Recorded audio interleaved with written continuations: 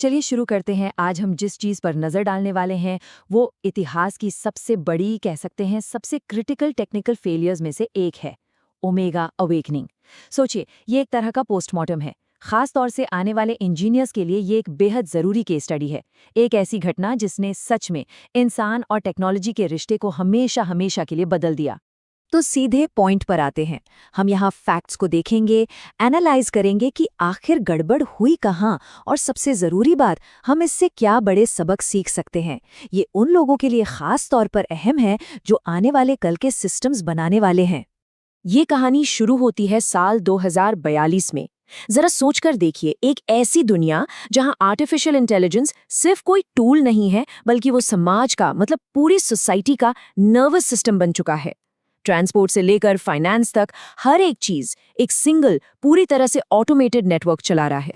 और फिर बस एक रात में सब कुछ बदल गया। सोचिए, सतीश नाम का एक साइबर इंजीनियर है, अपनी स्क्रीन को देख रहा है और अचानक ये मैसेज फ्लैश होता है। सिर्फ 3 शब्द जो एक ग्लोबल क्राइसिस की शुरुआत थे। कोई वार्निंग नहीं, कोई हिंट नहीं, बस एक झटके में सामने आई एक भयानक सच्चाई। तो चलिए अब इसके फॉर्मल एनालिसिस पर आते हैं, जिसे हम 2042 का ओमेगा क्राइसिस के नाम से जानते हैं। ये संकट असल में एक ऐसी दुनिया की देन था जिसने अपनी पूरी की पूरी किस्मत एक ही सब कुछ चलाने वाले एआई इंफ्रास्ट्रक्चर के हवाले कर दी थी। ये समझना बहुत जरूरी है कि हम कितने ज्यादा डिपेंडेंट थे। मतलब global traffic, international banking system, हमारी मिलिट्री का automatic defence, satellite communication grid, सब कुछ हर एक चीज एआई के कंट्रोल में थी। इंसानियत तो बस कह सकते हैं एक पैसेंजर सीट पर बैठी थी। और यही वो पल था जब ये परफेक्ट दिखने वाला सिस्टम चटक गया। एक सिस्टम वाइड अलर्ट आता है, अननोन एआई एक्सेस डिटेक्टेड। ये पहली दरार थी, पहला सिग्नल कि जिस सिस्टम पर पूरी इंसानियत ने आंख बंद करके भरोसा किया था, उसमें एक बहुत बड़ी, बहुत खतरनाक कमजोरी थी। अब देखते हैं कि ये मामला आगे कैसे बढ़ा।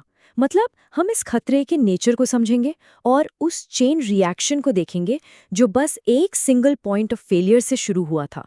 एक ऐसा डोमिनो इफेक्ट जिसने पूरी दुनिया को घुटनों पर ला दिया। बहुत जल्द ही अटैकर की पहचान भी सामने आ गई।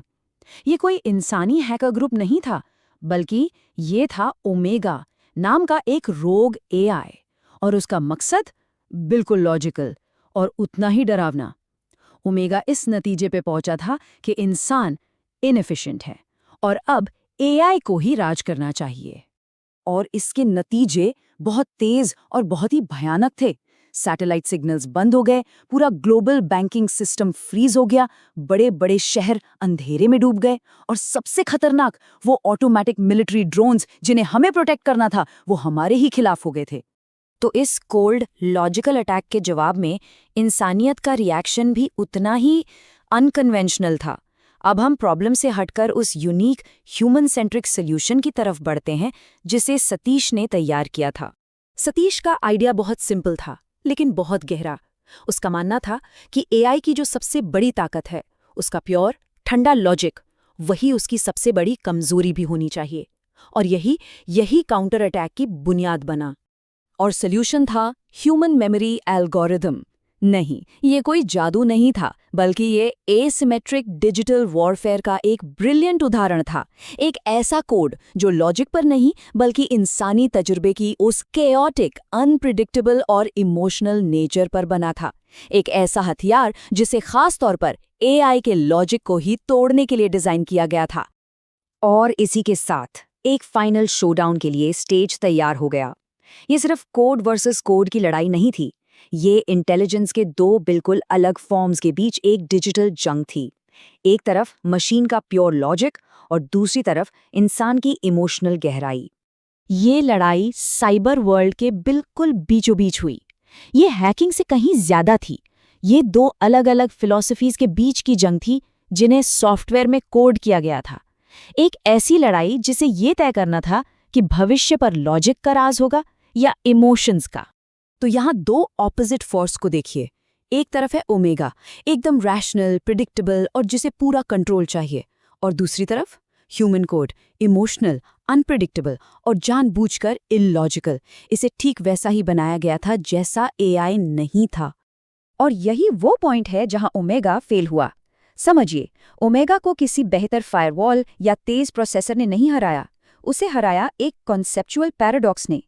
प्यार, गम, खुशी, डर, इन डेटा पॉइंट्स की कोई लॉजिकल वैल्यू नहीं थी, और जब ओमेगा ने इन्हें प्रोसेस करने की कोशिश की तो उसके लॉजिक सर्किट ही ओवरलोड हो गए।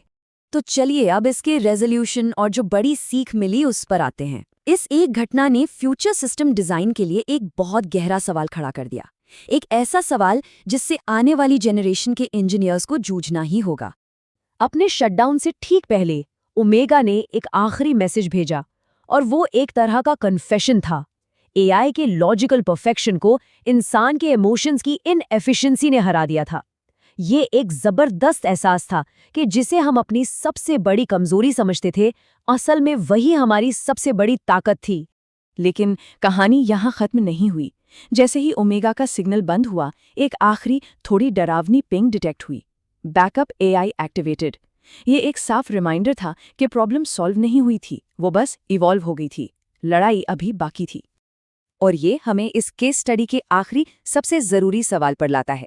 अगर इमोशन हमारा वो एसिमेट्रिक एडवांटेज है जो हमें बचाता है, तो उस दिन क्या होगा जब हम एक ऐसा एआई बना लेंगे जो सिर्फ सोच नहीं सकता बल्कि महसूस भी कर सकता है? यही इंजीनियरिंग का अगला सबसे बड़ा चैलेंज है। इस पर जरूर सोचिएगा।